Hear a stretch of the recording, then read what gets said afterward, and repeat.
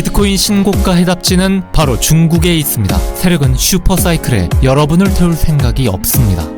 안녕하세요, 코인 사무라입니다. 어제 비트코인은 7만 달러를 터치했지만 새벽 시간 증시의 하락과 함께 하방 압력을 받았고 얼마 안가 미국 법무부 비트코인 이동 소식에 6만 7천 달러까지 하락했습니다. 최근 비트코인 컨퍼런스에서 미국은 보유하고 있는 비트코인을 절대 안 팔 거다라는 말을 했었습니다. 이를 비웃기라도 하듯 미국이 보유한 비트코인을 움직인 거죠. 바이든 행정부의 지시가 있었을까요? 내막이 어찌됐건 비트코인은 충분히 조정받을 만한 위치이긴 했습니다. 비록 비트코인이 하락하긴 했지만 분석가들은 여전히 불장을 기대하고 있습니다. 유명 분석가 플랜비는 자신의 X에 사진을 게시하며 현재 채굴자들의 수익이 4월 반감기 이후 바닥을 찍었다며 앞으로 3에서 5개월 사이 비트코인 가격이 2배가 될 것을 기대한다고 했습니다. 앞으로 연말까지 비트코인은 슈퍼사이클을 보여주는 걸까요? 3, 4배가 아니라 2배만 올라도 정말 기쁠 것 같습니다. 현재 비트코인은 66,800달러에 위치해 있고 비트코인은 7월 초부터의 상승분에 대한 피보나치 236 구간에 위치해 있습니다. 리스크 관리는 어제에서 조금 수정한 두 구간을 기준으로 보고 있습니다.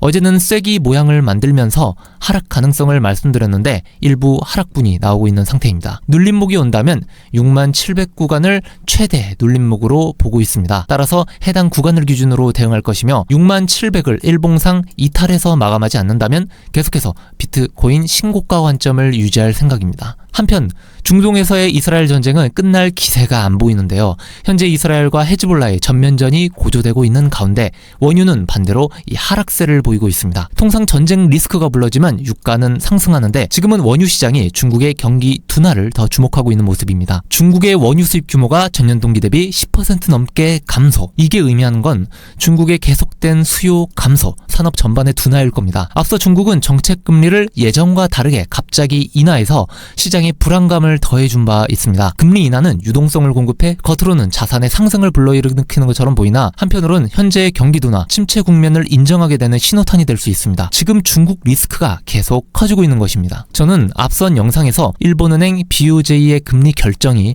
증시에 미칠 영향에 대해 말씀드린 바 있습니다. 이번엔 유가와 나스닥을 비교해보고 나아가 이 홍콩 증시의 방향성을 보여주는 항생지수와 유가를 비교해서 중국 산업의 추이를 살펴보겠습니다. 왼쪽 차트는 WTI 크루드 오일 차트입니다. 오른쪽은 미국 증시 블랙 먼데이라 불리는 폭락 당시의 차트입니다. 오래된 과거 차트라 캔들이 작게 표시된 점 양해 부탁드립니다. 미국은 당시 약 40%에 가까운 급격한 낙폭을 경험했고 시장은 충격에 빠졌습니다. 당시 나스닥이 약 40% 가까이 폭락하던 가운데 왼쪽 유가 차트에 표시된 이 빨간색 구간이 이 해당 구간이었고 유가가 30% 넘게 하락하던 중간 구간입니다. 보시면 유가는 나스닥의 변동성이 발생하기 이전 이미 하락하고 있었고 나스닥은 유가의 추가 폭락이 나오기 이전에 이미 저점을 확인하고 반등 중이었습니다. 이번엔 88년도 유가와 나스닥 차트입니다. 당시 나스닥의 조정폭은 그렇게 크지 않았습니다. 나스닥이 약 7% 정도의 하락폭으로 횡보 조정을 이렇게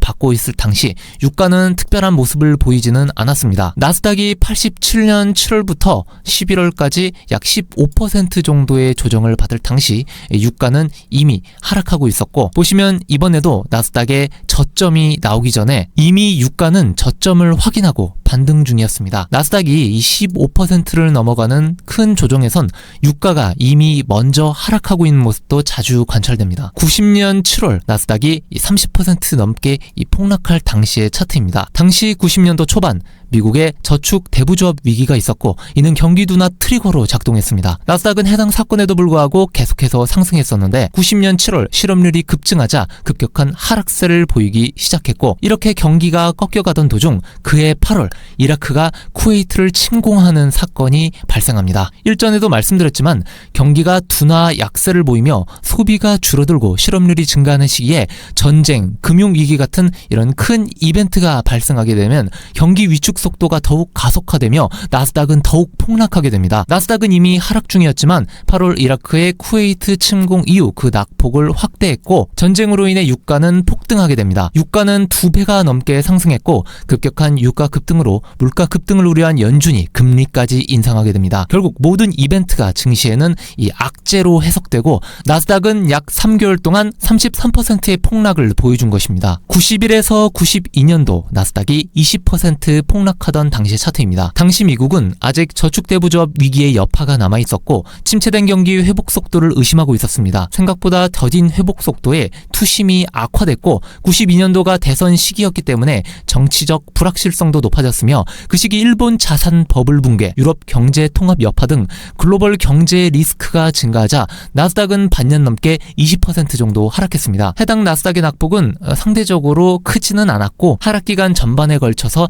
유가는 지속적으로 상승하는 모습이 관찰됐습니다. 이번 차트는 98년 7월부터 나스닥이 약 30% 폭락한 차트입니다. 97년도 말 아시아 전반에는 금융 위기가 찾아왔고 태국, 인도네시아, 한국, 이때 한국은 IMF가 터졌죠. 이렇게 여러 아시아 경제 위기는 글로벌 금융시장을 위축시켰습니다. 98년 6월부터 나스닥은 저점을 확인하고 상승하는가 싶었지만 98년 여름 러시아가 경제 위기를 맞고 국채 상환을 중단하며 모라토리움을 선언하게 됩니다. 러시아의 모라토리움으로 나스닥은 약세로 전환됐고 러시아 모라토리움의 여파로 미국의 대형 헤지펀드 롱텀 캐피털 매니지먼트가 파산 위기를 맞이하자 9월을 전후로 나스닥은 급격하게 폭락했습니다. 이후 유가가 마지막 하락을 보여줬으나 나스닥은 이미 저점을 확인하고 이 상승세로 바뀐 뒤였습니다. 현재 WTI 크루드 오일 차트를 보시면 22년 이후로 큰 하락 추세 속 50%가 넘는 낙폭을 보여줬습니다. 현재는 아직 하락 추세 안에 있으며 수렴하는 모습을 보이고 있습니다. 저는 멀지 않은 시기에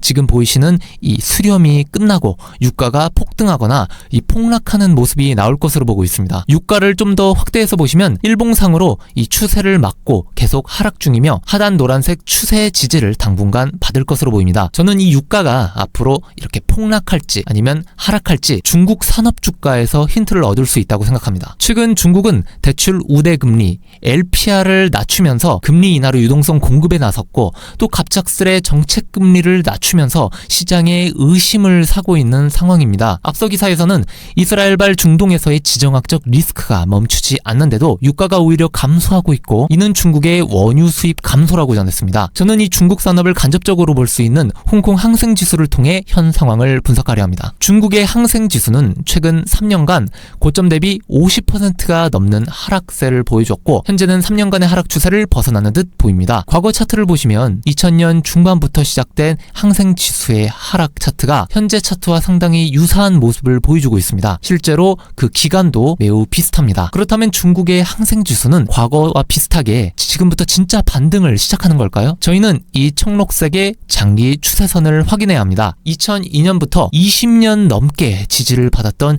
이 20년의 장기 추세 지지가 23년 들어서 깨지기 시작했습니다. 현재 항생지수는 아직 청록색 추세 위에 있지만 현재의 3년 하락이 과거 2000년대와 조금 다른 점이 있습니다. 과거 항생지수는 역대 저가를 이렇게 지켜주면서 반등하는 모습을 보여주었습니다. 역대 저가를 지키면서 하얀색 추세를 벗어나 반등하기 시작했죠. 반면에 현재 항생지수 차트를 보면 과거 10년간 지켜줘온 항생지수의 저가가 모두 깨져버린 상황입니다. 20년간 저가를 높여오던 흐름이 22년도를 기점으로 완전히 깨진 상태인 것인데 이런 이유로 현재 항생지수는 비록 상승 추세 전환 시그널이 나오고 있음에도 완전히 낙관하기 힘든 이유인 것입니다. 항생지수가 진짜로 추세를 벗어난 게 맞다면 청록색 장기 추세의 지지를 받고 반등을 이어나가야 합니다. 하지만 만약 노란색 수렴권에서 움직이게 된다면 그러면서 고점을 높이지 못할 시 한 번 더 저가를 위협하거나 아니면 저가를 이탈시키는 흐름이 나올 수 있고 보이는 빨간색 2008년도 저가 부분이 하락했을 때 지지받을 수 있는 구간으로 예상되는 부분입니다. 항생지수가 이러한 흐름이라면 유가 역시 대세적으로는 이 수렴을 이탈해서 계속 하락할 확률이 높습니다. 미국의 금리 인하 시기가 코앞이고 경기 둔화 침체에 대한 얘기가 계속되고 있는 지금 유가의 하락이 충분히 가속화될 수 있는 환경입니다. 가장 최악인 것은 경기 둔화 시그널이 더 확실해지는 구간에서 새로운 전쟁 이슈나 금융 위기가 발생한다면 증시는 급격하게 폭락할 겁니다. 유가의 지속적인 하락 속에서 경기 침체에 대한 투심 악화로 나스닥이 하락하며